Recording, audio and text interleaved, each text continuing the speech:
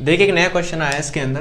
कह रहे हैं कि क्वेश्चन में points 3,1, 5,1, a, b, 4,3 are vertices of a parallelogram ABCD। Find the values of a and b। एक पैरेललोग्राम है और पैरेललोग्राम के 4 कोऑर्डिनेट्स दे रखे हैं जिसमें से a, b मिसिंग है। इस मिसिंग वैल्यू को पता करेंगे। कैसे पता करेंगे? तो सबसे पहले एक पैरेललोग्राम बना लेते हैं। तो ये मैंने यहाँ पर पैरेललोग्राम बनाया। अच्छा, पैरेललोग्राम की एक कंडीशन होगी जिसे हम बताएंगे आपको। ABCD पैरेललोग्राम की आमने सामने वाली साइड क्या होती है? पैरेलल्स होती हैं, है ना। दूसरी बात, इसके जो डायगोनल्स होते हैं एक दूसरे को एग्जैक्ट सेंटर पर बाइसेक्ट करते हैं, यानी कि इनके डायगोनल्स सेंटर पॉइंट पर कट करेंगे एक दूसरे को, ठीक है ना। तो कोऑर्डिनेट्स लिख लेते हैं। A पॉइंट हमको दे रखा है 3,1, B कोऑर्डिनेट है 5,1, C कोऑर्डिनेट है A, B और फोर्थ कोऑर्डिनेट दे रखा है 4,3, है ना। तो पैरेललोग्राम बना लिया। अब करना क्या है? मिसिंग वैल्यूज निकालने के लिए हमें सबसे पहले इसके सेंटर पर देखना पड़ेगा। तो सबसे पहले तो एक काम करते हैं कि इन दोनों से इसका सेंटर पॉइंट निकालते हैं, तो वही सेंटर पॉइंट इन दोनों के लिए कॉमन हो जाएगा। फिर से बता देता हूं कि इन दोनों पॉइंटों के सेंटर पॉइंट जो होगा, यानी इन दोनों के पॉइंट का जो सेंटर पॉइंट होगा वही तो इन दोनों के वैल्यूज का सेंटर पॉइंट माना जाएगा। तो एक फॉर्मूला हमेशा याद रखिए कि एक लाइन है ना, और यहाँ पर 2,3 दे रखा है, बड़े ध्यान से देखना, और यहाँ पर 4,5 दे रखा है और उसका सेंटर पॉइंट निकालना है। तो सेंटर पॉइंट के लिए एक फॉर्मूला याद रख लीजिए। ये x1 और ये y1, इन दोनों को जोड़ेंगे और 2 का डिवाइड कर देंगे तो अपना ये सेंटर पॉइंट आ जाएगा।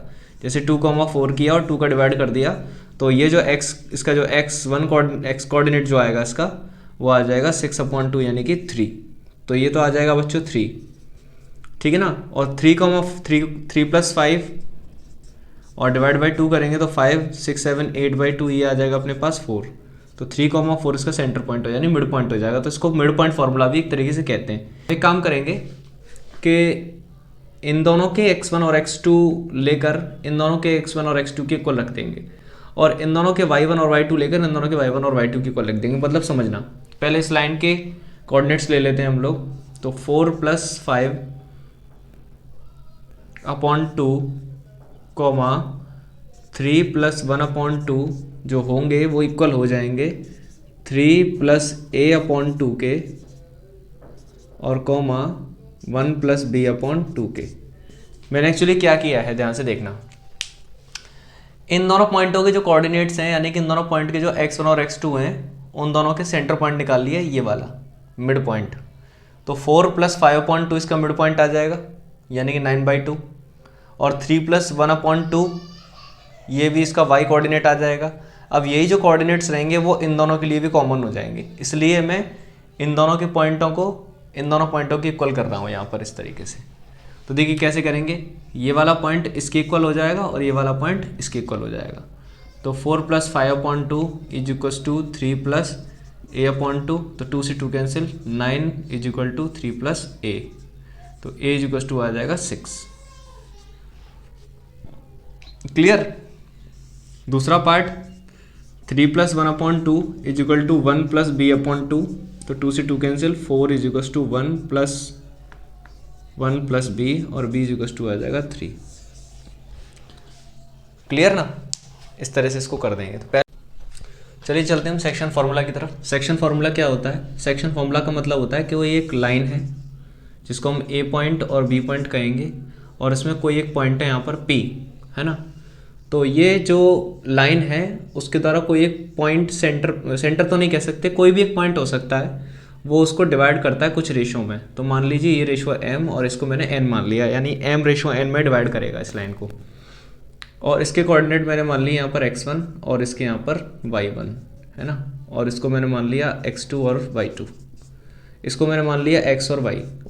तो ये कुछ m/n में डिवाइड करते हैं। तो किस तरह से इसका फॉर्मूला बन के आएगा सेक्शन फार्मूला? तो सेक्शन फार्मूला होगा यहाँ पर x का कोऑर्डिनेट निकालने के लिए mx2 + nx1 और अपॉन m + n, और y कोऑर्डिनेट निकालने के लिए my2 + ny1 upon m + n, है ना। यानी कि ये कोऑर्डिनेट निकालने के लिए mx2 + nx1 upon m + n, और वाई कोऑर्डिनेट निकाल लिए कि वाई लगा देंगे इसकी जगह पर, ठीक है ना। तो ये याद करना पड़ेगा। चलिए देख लेते हैं इसके ऊपर क्या क्वेश्चन बनेंगे।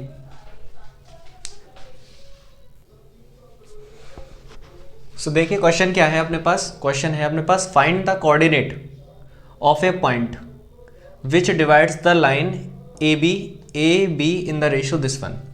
यानी कि उसने हमको दे रखा है कि ए और बी के कोऑर्डिनेट हमको दे रखे हैं, यानी कि एक लाइन है ए और बी, ए बी एक लाइन है जिसमें एक कोई पॉइंट है, पी पॉइंट मैंने मान लिया, और वो पी पॉइंट जो है वो इसको 3:2 में डिवाइड कर रहा है, ठीक है ना। तो ए के कोऑर्डिनेट उसने दे रखे हैं 1,3, क्वेश्चन के अंदर 1,3, और बी के कोऑर्डिनेट है 2,-1, ठीक है ना। तो पूछ रहे हैं कि बताइए कि पी के कोऑर्डिनेट क्या होंगे x, y। ये क्वेश्चन पहला बन सकता है। तो कैसे पता करेंगे, सेक्शन फार्मूला से, है ना। जब भी रेशो की बात आती है तो सेक्शन फार्मूला याद आ जाना चाहिए। तो सबसे पहले x का कोऑर्डिनेट याद रखेंगे हम, तो mx2 + nx1 upon m + n। और यहाँ पर ध्यान से देखना, ये तो कहलाता है पहला पॉइंट m और ये कहलाएगा यहाँ पर n। तो अच्छे से याद रख लेना, ये x1 y1 x2 y2। चलिए पुट करते हैं। तो m कितना है यहाँ पर 3 और x2 कितना है अपने पास 2 प्लस n कितना है अपने पास 2 और x1 कितना है अपने पास 1 और डिवाइड कर देंगे m + n, यानी 3 + 2। अच्छे से देख लीजिए। अच्छा 3 + 2 कितना हो जाएगा 6, 3 × 2 और 2 × 2 और 3 और 2 हो जाएंगे 5, तो 6 + 2 8/5। तो x का कोऑर्डिनेट तो आ गया बच्चों 8/5। अब y का कोऑर्डिनेट निकालेंगे, ये आ जाएगा y का coordinate my2 + ny1 upon m + n। तो m कितना है अपने पास 3 और y2 कितना है अपने पास -1 प्लस n कितना है अपने पास 2 और y1 कितना है अपने पास 3 और divided by m + n। m कितना है 3 + 2, सॉल्व करेंगे इसको तो माइनस के 3 + 2 3 = 6 और डिवाइड बाई 5, तो आ जाएगा 6 - 3 3/5। तो y का कोऑर्डिनेट भी अपने पास आ जाएगा 3/5। तो बस अपने पास कोऑर्डिनेट आ जाएंगे x, y = 8/5 एंड 3/5। तो इस तरीके से हम सॉल्व कर सकते हैं। देखिए अब क्वेश्चन क्या कह रहा है कि find the ratio in which the line segment joining the points this and this. यानी कि कोई दो पॉइंट दे रखे हैं हमें एक लाइन के। तो पहले तो जितना दे रखा है उतना लिख लेते हैं। कोई एक लाइन है 6,4 और 1,-7 एक पॉइंट है, is divided by x axis. यानी कि कोई एक ये लाइन है, इस लाइन को किसी पॉइंट पर एक x एक्सिस डिवाइड करती है। तो मान के चलिए कि कार्टेशियन प्लेन है जिसमें x एक्सिस ये रहा। तो अगर ये लाइन कहीं ना कहीं कुछ ऐसे जा रही हो, कुछ ऐसे, तो x एक्सिस इसको डिवाइड कर रही होगी। जब उसने बोला है कि x एक्सिस जिस पॉइंट पर डिवाइड कर रही है, तो मुझे एक बात बताइए, इसका y कोऑर्डिनेट तो 0 माना जाएगा ना, और x कोऑर्डिनेट इसका x माना जाएगा, y कोऑर्डिनेट इसका 0 माना जाएगा। क्यों? क्योंकि देखिए y पर तो जा ही नहीं रही ऊपर। जब y पर ऊपर नहीं जा रही, यानी कि कोई लाइन किसी भी लाइन को जब x पर डिवाइड करती है, x से डिवाइड करती है, तो ऐसी कंडीशन में उसका y 0 हो जाता है। और अगर उसको y डिवाइड करे तो यहाँ पर x 0 हो जाएगा। देख लीजिए x 0 हो जाएगा, ठीक है ना। तो 2 पॉइंट याद रखना।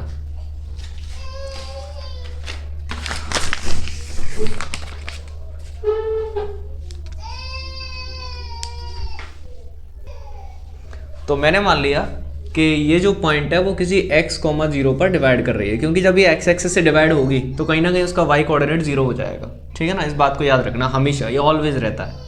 और अगर ये y से डिवाइड होती तो यहाँ पर x 0 कर देते उधर और उसको y पॉइंट मान लेते।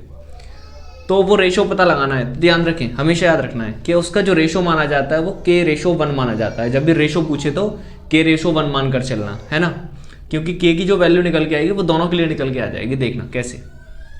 तो यहाँ पर लेना क्या है आपको, क्या x लेना है या y लेना है। हमेशा याद रखना है जो भी 0 हो जाए, यानी कि जब भी पॉइंट जहाँ पर 0 हो जाए तो केवल उसी का कोऑर्डिनेट लेना है। और यहाँ पर किसका 0 हो रहा है, यहाँ पर y का 0 हो रहा है।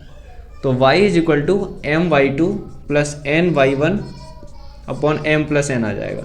और y यहाँ पर कोऑर्डिनेट 0 हो जाएगा और m की वैल्यू यहाँ पर है, यहाँ पर देख लीजिए k, और y2 कितना है अपने पास -7 और प्लस n कितना है 1 और y1 कितना है अपने पास यहाँ पर 4 और divide by m plus n यानी k प्लस 1। ये उधर चला जाएगा तो 0 हो जाएगा, तो 0 इज इक्वल टू माइनस के 7k और प्लस के 4 और ये उधर चला जाएगा तो 7k इज इक्वल टू 4 और k इज इक्वल टू आ जाएगा अपने पास 4/7। तो इस तरीके से ये वैल्यूज़ निकाली जाती है, ठीक है ना। तो k की वैल्यू हम इस तरह से पता कर सकते हैं। देखिए एक और क्वेश्चन है इसके अंदर, किस तरह का क्वेश्चन बन सकता है कि फाइंड द रेशो, अब इस बार रेशो पता करना है, in which this point divides the line segment joining the points this one and this one. यानी कि कोई एक लाइन है और अपने पास लाइन कुछ ऐसी है, इसमें कह रहे हैं कि कोई एक पॉइंट है 4, है ना, और ए पॉइंट है अपने पास 2, 3 और बी पॉइंट है अपने पास 6, -3। तो कह रहे हैं कि वो रेशो पता लगाइए। वो रेशो मैंने मान लिया है यहाँ पर, फिर से अगेन के रेशो 1 को लेकर चलेंगे, तो वो रेशो पता लगाना है, सिंपल सी बात। अब यहाँ पर पिछली बार तो 0 आ गया था, लेकिन इस बार क्या आया है यहाँ पर 4, आया है। तो कैसे पता लगाएंगे, तो सबसे पहले हम 4 का इस्तेमाल करके k की वैल्यू पता कर लेंगे, है ना। तो चेक कर लेते हैं कैसे निकालना है। तो सबसे पहले हम 4 का इस्तेमाल करेंगे। तो सबसे पहले x कोऑर्डिनेट कितना है, mx2 plus nx1 upon m plus n। तो लगाएंगे इसके अंदर x कितना है अपने पास 4 और m कितना है अपने पास k, x2 कितना है 6 प्लस n कितना है 1 और x1 कितना है अपने पास 2 और divide by m plus n यानी कि k प्लस 1। उधर मल्टीप्लाई हो जाएगा तो 4, k plus 1 is equal to 6k plus 2। तो ये 4k प्लस 4 हो जाएगा is equal to 6k plus 2 हो जाएगा और यहाँ पर आ जाएगा अपने पास 4 - 2 is equal to 6k minus 4k। तो ये हो जाएगा 2k इज इक्वल टू 2 और k इज इक्वल टू आ जाएगा 1। k की वैल्यू कितनी आ गई, 1 आ गई। तो यानी कि 1:1 में डिवाइड हो रही है लाइन। अब उससे m पता कर लेंगे। तो y इज इक्वल टू क्या लगाएंगे, y की वैल्यू कितनी हो जाएगी बच्चों, my2 plus ny1 upon m plus n। और y की वैल्यू देखिए कैसे लगानी है, y की वैल्यू यहाँ पर m है। अच्छा m की वैल्यू यहाँ पर कितनी आ गई थी, क्योंकि k की वैल्यू मैंने 1 निकाल दी, तो 1 और y2 कितना है बच्चों -3 प्लस n कितना है 1 और y1 की वैल्यू कितनी है यहाँ पर 3 और divided by m plus n यानी कि 1 + 1। सॉल्व करेंगे m इज इक्वल टू आ जाएगा -3 प्लस 3 और डिवाइडेड बाई 1 + 1 यानी 2 यानी कि आ जाएगी 0। 0.2 कितना आ जाएगा 0 हो जाएगा, तो m इज इक्वल टू आ जाएगा 0 यानी y कोऑर्डिनेट इसका कहीं ना कहीं 0 है, ठीक है ना। तो m इज इक्वल टू 0 की वैल्यू पता हो गई हमसे, ठीक है। तो इस तरह से क्वेश्चन बनता है इसमें।